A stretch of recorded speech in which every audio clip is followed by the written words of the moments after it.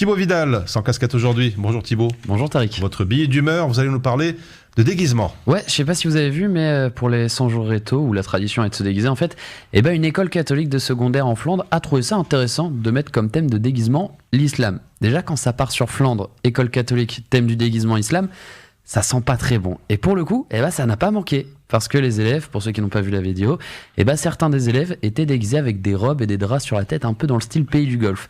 Et là où ça commence à devenir intéressant, c'est quand certains élèves se sont dit « Tiens, si on faisait une prière dans la cour ?» Bon, déjà, est-ce qu'ils ont respecté les horaires et est-ce qu'ils étaient orientés vers la Mecque ? Je ne pense pas. Mais ce qui était bien aussi dans leur déguisement, c'était que certains avaient mis des fausses ceintures explosives. Et oui, car islam égale terrorisme, on le sait bien. Mais je crois que ce qui est le pire, c'est la justification du directeur de l'établissement, qui dit que l'ambiance en fait des 100 jours est une ambiance carnavalesque. Ce qui veut dire qu'on y retrouve certains clichés. Oui, non, mais alors dans cette idée-là, quand tu fais l'Allemagne, tu te déguises en Asie, quand tu fais l'Afrique, tu te déguises en esclave, et tout le monde est content. Non, mais je sais pas, si c'est pour faire ce genre de choses, c'est pour faire n'importe quoi, ça sert à rien d'aller à l'école. Autant aller marcher dans la rue pour faire des trucs utiles. Parce qu'à part apprendre la stigmatisation et le rejet de l'autre, je vois pas trop ce qu'ils ont appris à ce moment-là. Non, parce que si l'école ne t'apprend pas à justement un peu chasser les clichés, c'est grave. Il y a des clichés qui sont pas très graves. Le fait que les Français ont toujours une baguette dans les mains, cliché pas très grave. Le fait que les Italiens mangent toujours des pâtes, cliché pas très grave. Mais le fait d'associer que l'islam égale terrorisme, c'est pas que c'est pas très grave, c'est que c'est très dangereux.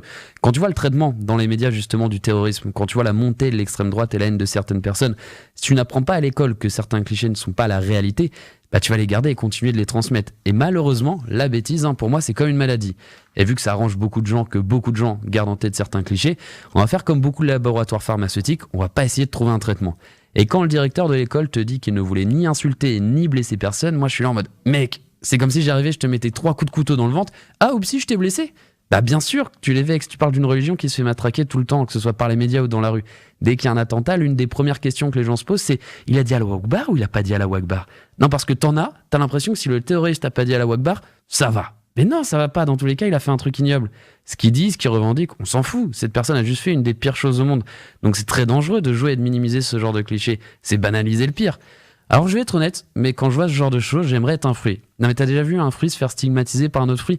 T'en as aucun. Et pourtant des variétés de fruits, t'en as plein.